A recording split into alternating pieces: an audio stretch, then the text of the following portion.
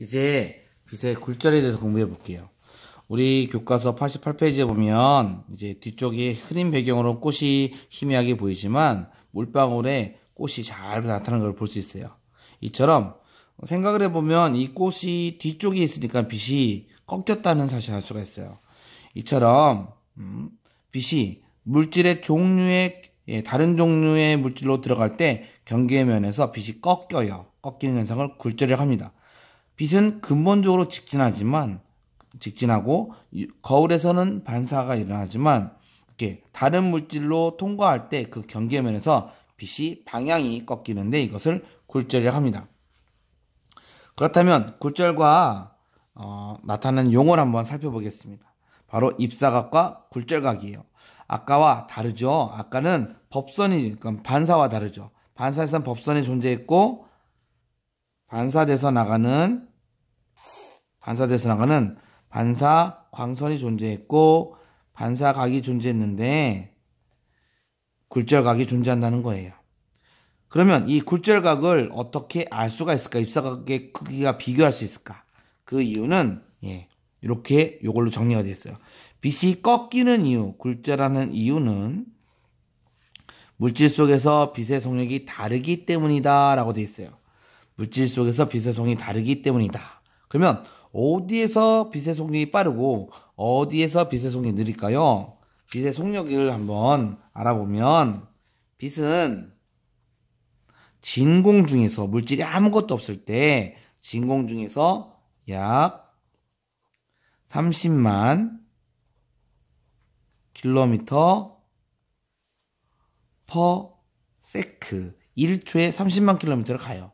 하지만 진공보다 물질이 좀 차 있으면 더 느리게 가요. 즉 여기 어떤 기체가 차 있으면 30만 킬로미터 더 느려져요. 느려진다. 이게 기체가 아니라 액체면 당연히 더 느려지겠죠. 그리고 고체면 물질이 더 빽빽하게 되어 있고 빛이 통과할 수 있다면 더 느려집니다. 일반적으로 진공에서의 빛의 속력이 가장 빠르고 빛의 속력을 탐구해 보면 진공에서의 빛의 속력이 가장 빠르고 그 다음에 기체 그리고 액체 일반적입니다. 그리고 고체 순위일 거예요. 특히 유리에서는 빛의 속력이 느려져요. 그래서 이러한 관계가 나타나기 때문에 굴절각을 비교해 볼 수가 있어요. 예를 들어서 어떤 물질이 있는데 여기가 진공이고 여기가 유리라고 하면 빛이 이렇게 들어가면 가상의 법선을 그리고 입사각을 생각한 다음에 굴절각이 더 커질까 작아질까를 볼 거예요. 커질까 작아질까. 위에 있는 것에 의해서 진공 속에서는 빛의 속력이 빠르거든요. 굴절각이 어떻게 되냐? 굴절각은 속력이 느리면 굴절각이 작아진다예요. 그렇다면 속력이 빠르면 굴절각이 커지겠죠. 입사각보다 훨씬 더 큰 굴절각으로 이렇게 굴절이 될 거예요.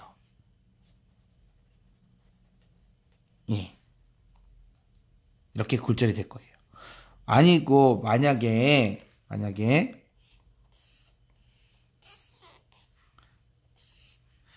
여기가 물이고 여기가 유리라면 물에서 유리로 빛이 이렇게 들어갔으면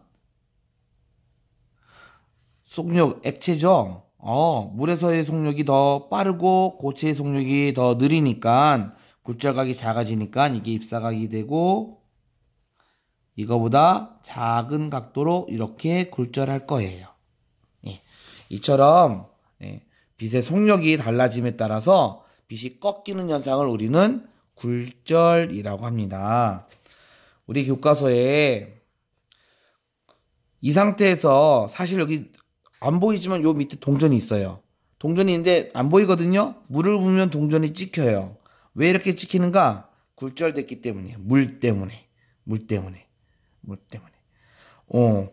광원에서 여기로 들어가는 여러 빛이 있겠죠. 그 빛 중에 반사돼서 나오는 빛이 꺾여서 눈에 들어와요. 다른 빛도 꺾여서 눈에 들어오면 한 곳에서 보이는 거죠. 그런데 이 꺾인 이 빛은 직진한 것처럼 보이기 때문에 여기 나타나는 걸로 보이는 거예요. 그래서 떠서 보이는 거죠. 떠서. 그리고 빨대가 꺾이고요. 예. 다리가 짧아 보이고요. 예. 렌즈 모두 빛의 굴절 현상이에요. 그래서 여러분들이 이제 어려워하는 렌즈에서 물체가 어떻게 보이는지 볼게요.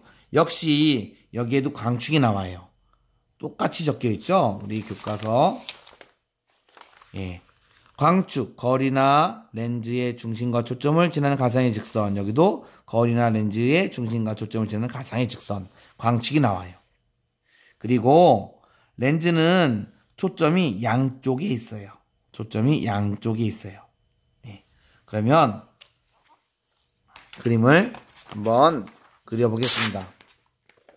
먼저 볼록 렌즈예요.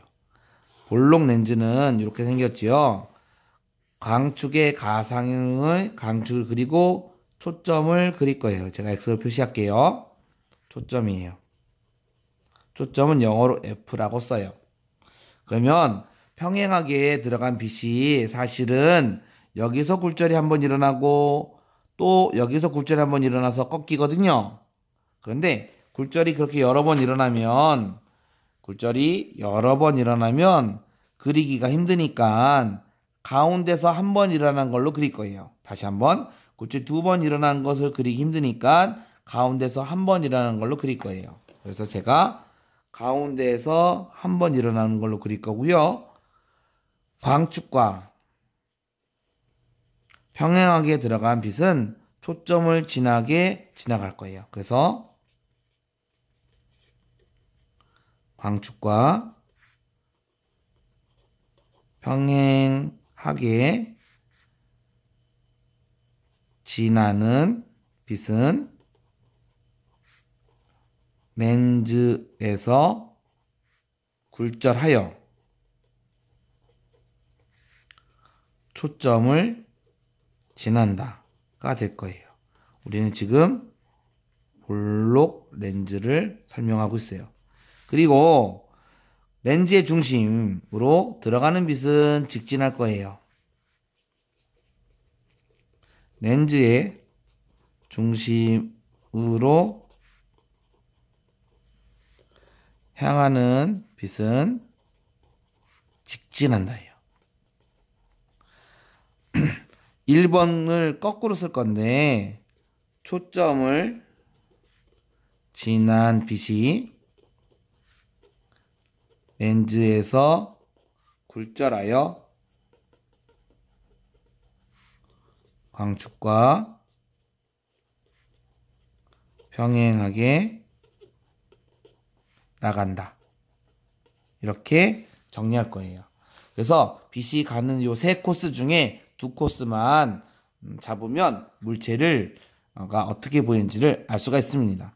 그래서 볼록 거울을 그림 예를 볼게요. 우리 교과서 두 가지 예가 나와 있는데 그림이 어려워서 제가 어떻게 할 거냐, 쉬운 게 화살표를 한번 그려볼게요.